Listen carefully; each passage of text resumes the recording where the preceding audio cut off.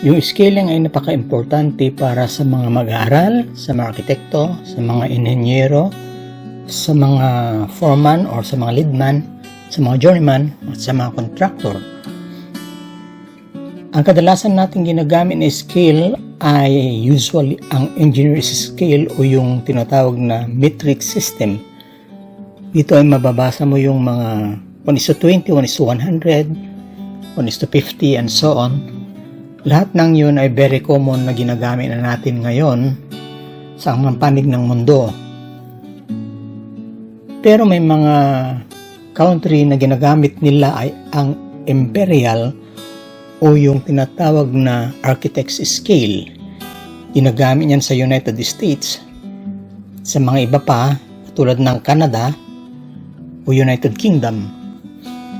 Ito ay yung may mababasa ka sa scale na 1/4, 1/8, 1/2, 3/4, and so on.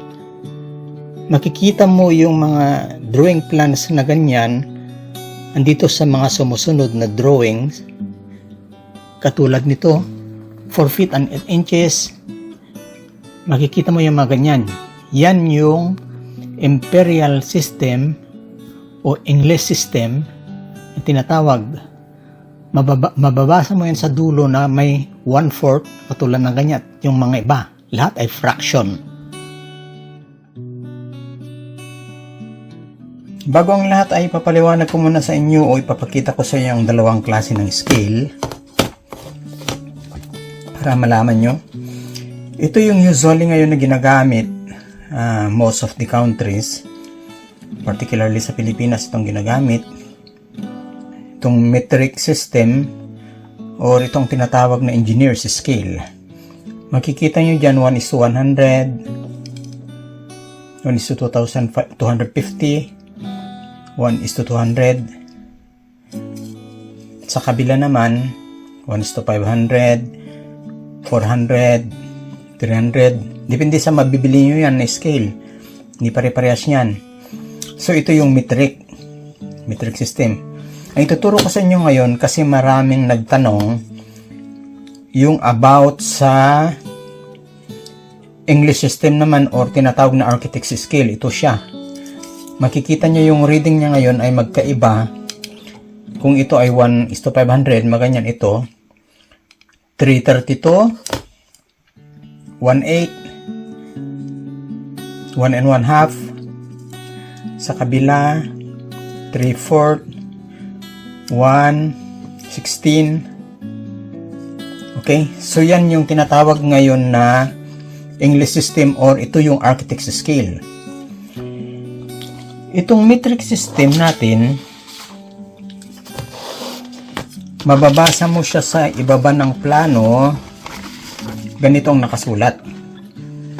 1:100 or 1:200, 1:50 meters. So ganyan siya kapag itong gamit, metric. Kapag ang gamit naman natin ngayon ay itong sa English system na tinatawag, ang mababasa nyo ngayon sa may baba ng plano ay ganito. Ang scale niya ay 1/4 equal 1/4 and 0 inches. Yan pagkakaiba niya, di ba? Ito ngayon yung maraming nahihirapan kasi hindi usually ginagamit. Pero kapag kayo ay may balak na mag-abroad, particularly sa US and Canada, ito ang ginagamit. So kapag may balak kayo, practicing nyo ito. At talagang mawawala na kayo kapag nasanay kayo dito sa may metric. Okay. Now, sisimulan natin.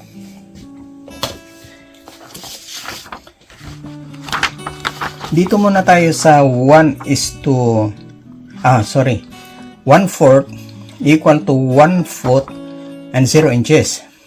Ang gagamitin natin dito sa scale, hanapin natin dito ngayon yung 1/4.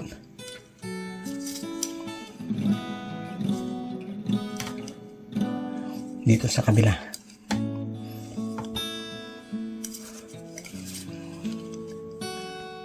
Yun siya. Okay? Ngayon, pag sa 1/4, ito yung 0 Hayaan nyo muna ito, okay? Yung maraming pino dyan, hayaan nyo muna yan. Papaliwanag ko sa inyo yan mamaya.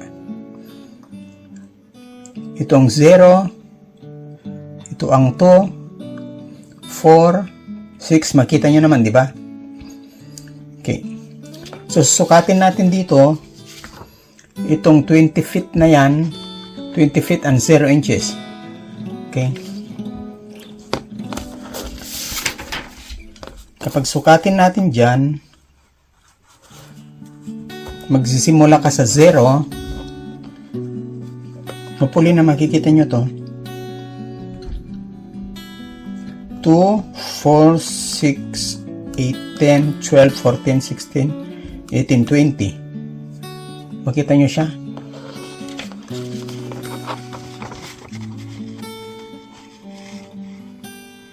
Okay. Nandun siya sa may 20, right? Okay. Katulad ng unang sinabi ko noon sa inyo, sa metric system, ganyan din yan, madali kapag meron ka nito. Meron tayong scale na to. Okay? Pupuntahan naman natin ngayon itong mas maliit siya. Ang scale naman niya is 1/8 equal 1/4 and 0 inches. Okay? So, parehas pa rin siya, naka-scale lang siya ng mas maliit, ano? So, kukunin pa rin natin itong 20. Ang gagamitin naman natin ngayon, ito ring 1/8. Okay? So, nandito naman yung 0 niya. 4 yun, no? So, pag nagsimula ka sa 0, 1, 2, 3, 4. Bawat guhit niyan ay 1/4 naman. Okay? So, pag 4 ito, nandito siya yung 20. Ito ang reading niyan.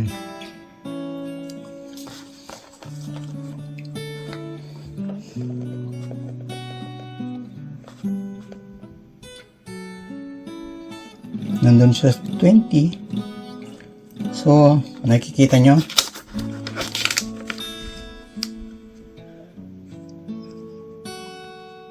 Okay.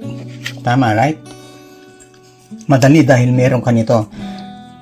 Ngayon, ang problema ngayon, kapag wala ka nito, lalo na't hindi naman lahat ng scale natin ay merong ganito. English system. Ituturo ko sa inyo ngayon kung paano naman gagamitin yung tape measure or roller or anything na meron siyang inches. Pero papaliwanag ko muna sa inyo ito ulit ngayon. Itong 1:4, 1/4. Ang ibig sabihin niyan, yung 1/4 na yan, 1/4 inch. Okay, 1/4 inch yan. Itong nandito naman, 1/8 inch niyan.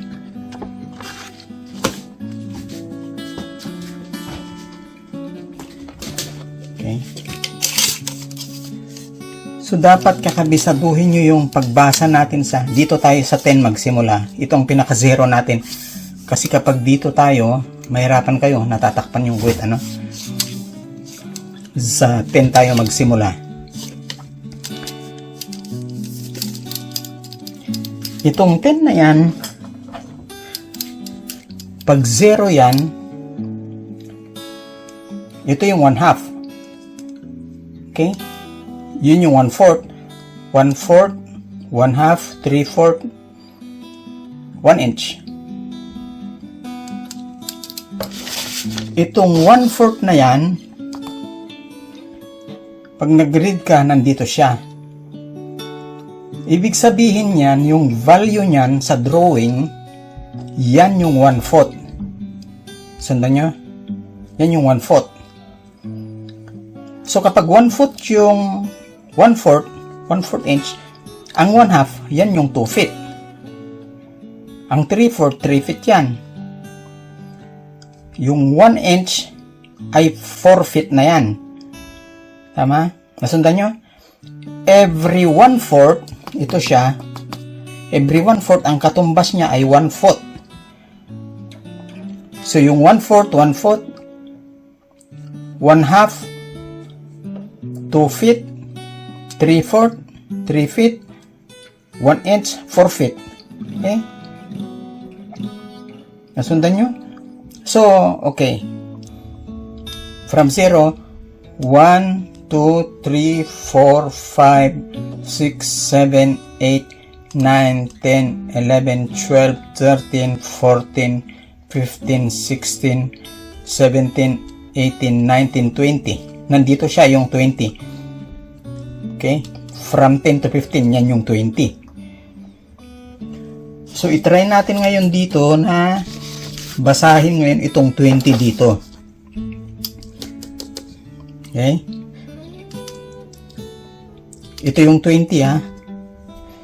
Tignan natin. Okay. Okay, tumama. Ulitin ko, baka hindi nyo naintindihan. Every 1/4 ay ang katumbas niya ay 1/4 sa drawing. So, bilangin natin dito. Yan yung 1/4 inch. 1, 2, 3, 4, 5, 6, 7, 8, 9, 10, 11, 12, 13, 14, 15, 16, 17, 18, 19, 20. Right? Ang binibilang ko every 1/4 ha. Okay, ganyan lang po yan. Ngayon, puntahan naman natin ngayon itong, i-prove ko naman sa inyo itong 1/8.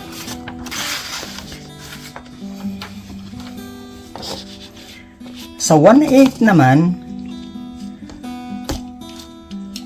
sa tape measure or sa roller, ang 1/8 ay yan siya oh. 1/8 ibig sabihin sa ikawalong piraso ng 1 inch. So yan siya. Dapat kabisado nyo itong reading ng inches ha. Pag hindi nyo kabisado yan, mahirapan kayo. Dapat kabisado nyo muna. Meron akong tutorial niyan. I-browse nyo yung page ko. Yung mga videos ko makita nyo. So ito yung 1/8. 1/4, 3/8, 1/2, 5/8, 1/2, ay 3/4, 7/8, 1 inch. So ito yung 1/8, maliliit. Ang katumbas niyang 1/8 na yan ay 1/4 sa drawing kapag ito yung scale. Okay? 1/8 is equal to 1/4. So, dito tayo ulit sa 10 ha. Yan ang pinaka-zero. 1, 2, bibilangin ko yung every 1/8 ha. By foot. 1/4, 2 feet, 3, 4, 5, 6, 7, 8, 9, 10, 11, 12, 13, 14, 15, 16, 17, 18, 19, 20. Ito yung 20. Okay? Sa may, andyan yung 20 from 10, nandyan siya. Tignan natin, 20. Dito pa natin scaling, 20 feet siya from this dimension line. Okay, tama siya, di ba? Ulitin kong bilangin. 1 foot, 2, 3, 4, 5, 6, 7, 8, 9, 10, 11, 12, 13, 14, 15, 16, 17, 18, 19, 20. Tama? Okay, so ganun siya. 1:8. So kung may bababasa kayo na ganyan na kukunin ko naman to sa drawing.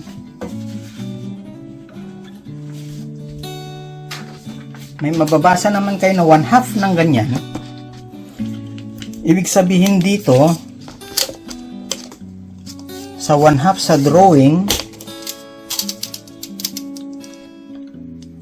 dito pa rin tayo sa 10, ayan ang 0.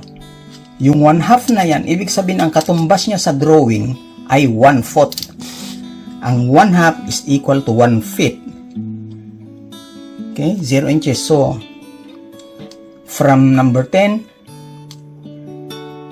1/2 yan. Yan yung 1. So, 1, 2, 3, 4, 5, 6, 7, 8, 9, 10. Kulang. Dito na lang, okay.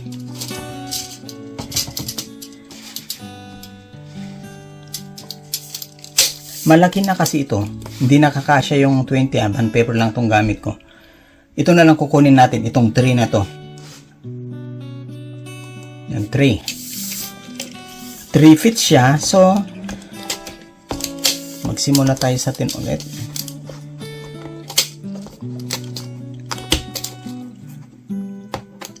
Kada 1/2 is 1 foot. So, from 0, 1/2 yan, 1, 2, 3. So, tama. Nandun siya. Okay, so 3 tama siya. Diyan mo makikita, na-prove ko sa inyo na tama itong tape measure, yung 1/2 is equal to 1 foot. Itong tape measure natin gagamitin. I-prove ko din naman sa inyo ngayon dito sa scale na ito. Gagamit natin itong 1/2. Itong 0, 1, 2, 3. Okay. Nasundan nyo? I hope na nasundan nyo yan. Okay. Ngayon, kaya kung isinulat dito, makikita nyo na per 1/2, kapag ito, every 1/2 is 1 foot. Okay. So, yung 3 feet na yan, ibig sabihin ay 1 1/2 inch sa tape measure or roller. Okay. Ngayon, madali siya dahil naka-round siya. Naka-round off yung mga number. Ang tanong nyo ngayon, paano kapag yan may butal siya, 3 inch? 2 feet and 10 feet, ay 10 inches. 3 feet and 2 inches. Okay, papaliwanag ko sa inyo ngayon.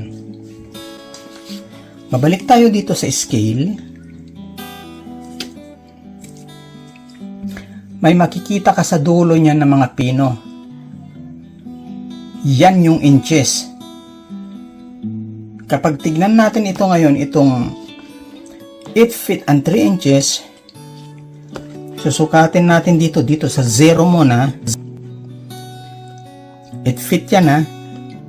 1, 2, 3, 4, 5, 6, 7, 8.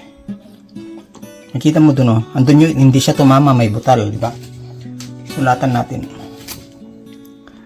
May butal siya dito.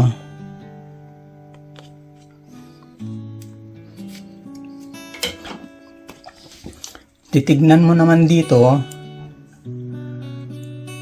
itong guhit na ito kasi niyan, 12 inches yan. Ano yung mahahaba na yan?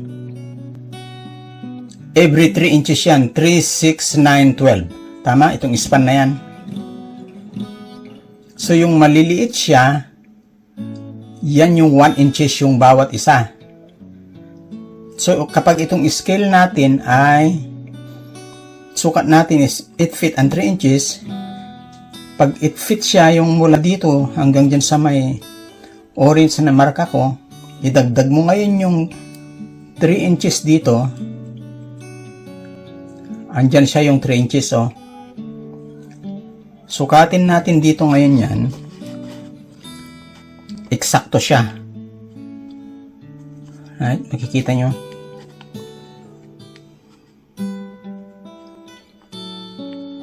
Eksakto yan. So, 8 feet and 3 inches. Madali na naman yan dahil meron ito. I-prove ko naman sa inyo ngayon kung paano kunin sa tape measure.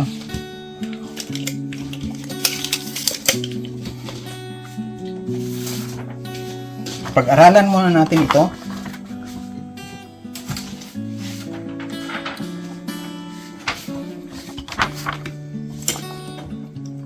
Ito yung na-blow up na sa inches sa may roller o kaya sa tape measure. Pinalaki ko siya.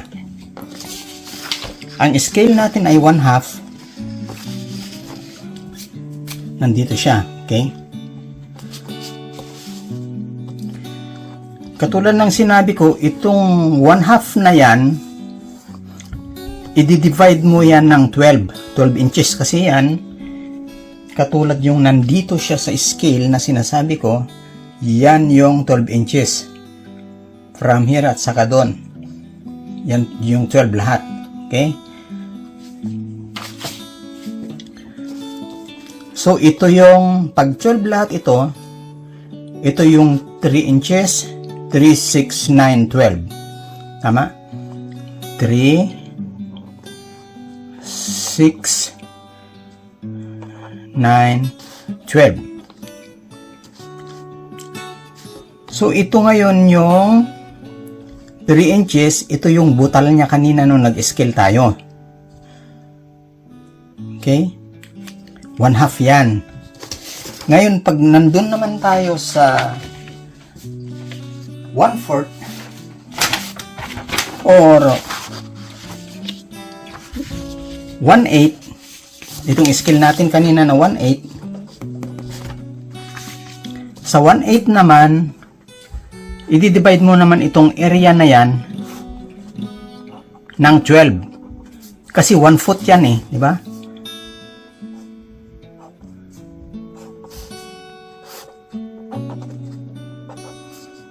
Yan yung 1 foot.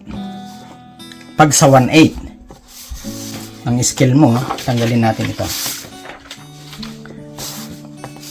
Scale mo sa 1, pag sa 1/8 yung scale mo, ito yung 1 foot. Sa inches, sa ruler, or sa tape measure, hahatiin mo naman ito ng palibhasa 1 foot, so hahatiin mo ito ng 12. Kung hati ng 12 nitong 1/8 ay 6, tama? 6 yan pag 12. I-divide mo naman ito ngayon ng 6. 1, 2, 3, 4, 5, 6. Bali, yan ang lumalabas ngayon na 1 inch niya, mga ganyan. Okay? Yung mga guhit na yan, 1 inch yan. So, kapag ang reading nyo din naman ito, 1/8 is equal to 1 foot, ang 3 inches naman yan, o katulad niya, no? 4 feet and 9 inches. Okay?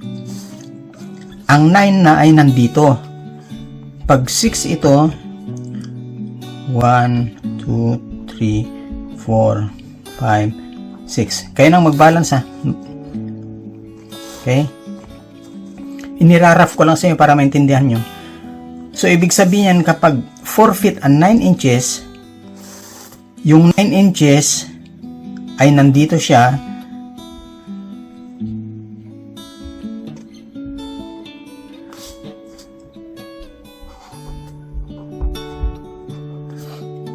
Nandyan yung 9 inches nyo.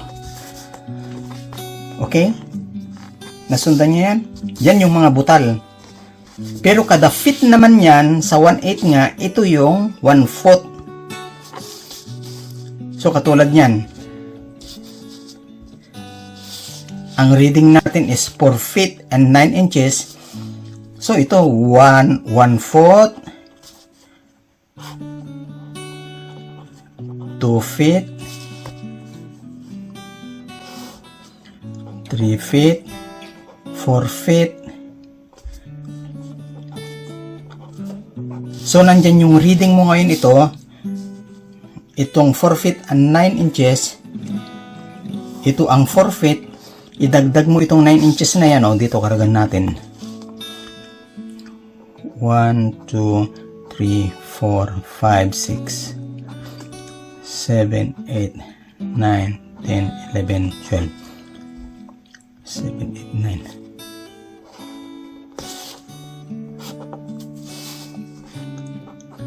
Nandyan yung 9 inches. Okay? So, overall na length sa scale mo, itong 4 feet and 9 inches ay nandito siya.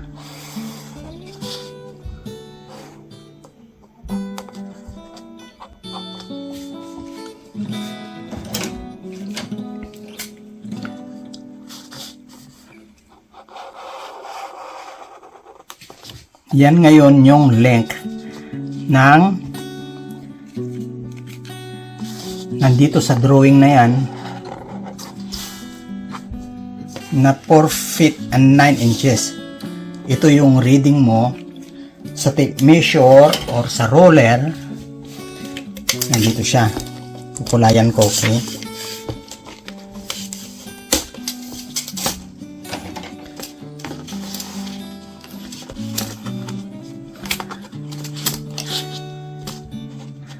Bali 1/2 inch yan. Nandito siya.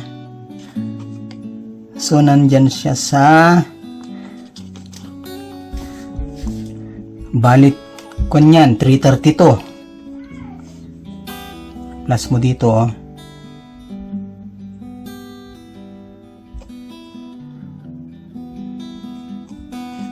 sorry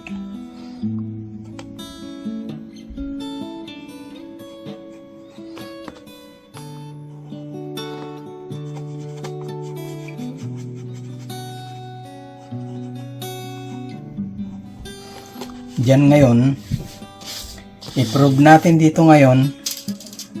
Makikita nyo. Okay. Tumama siya, right? Diyan o.